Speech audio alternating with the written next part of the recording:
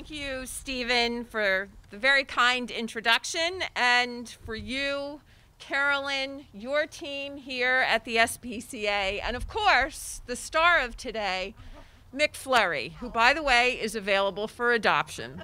So we are so grateful to have you host us as we unveil this important piece of legislation. And it is an honor to sponsor Senate Bill 234, which is known as Victoria's Law. And this is bipartisan and bicameral legislation. It is named in honor of Victoria, who was a beautiful German Shepherd who I had the wonderful privilege of meeting last session.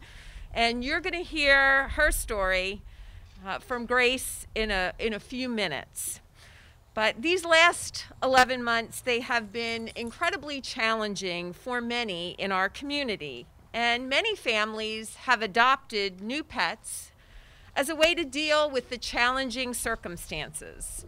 We know a new family member by way of a cat or a dog can brighten anyone's day. And so whether you are a cat person or a dog person, a new pet can dramatically improve our lives. I have two cats, Finn and Dabo.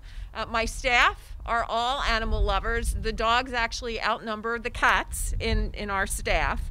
But these pets, they bring us great joy and happiness. And oftentimes, these animals truly become members of our family. They wind up in our Christmas cards. We share them on social media.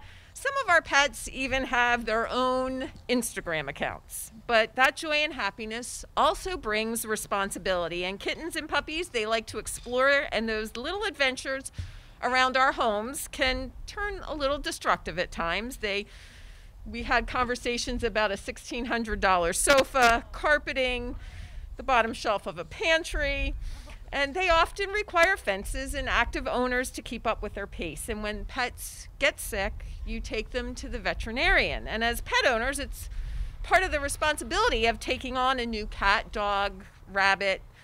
It's not cheap by any means, and it's a commitment that should not be taken lightly. But what we have seen is that there are breeders out there who exist to do one thing and one thing only, and that is make money off of unknowing customers. And I want to make one very clear distinction today.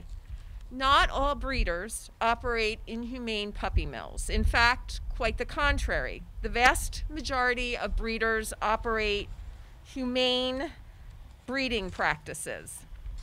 Victoria's law's purpose is to end the inhumane practice of puppy mills operated by a few here in Pennsylvania. Unknowing families purchase what they think is their newest family member, that dog or that cat, and oftentimes these animals carry hereditary diseases that lead to high veterinarian costs, pain, suffering, and death.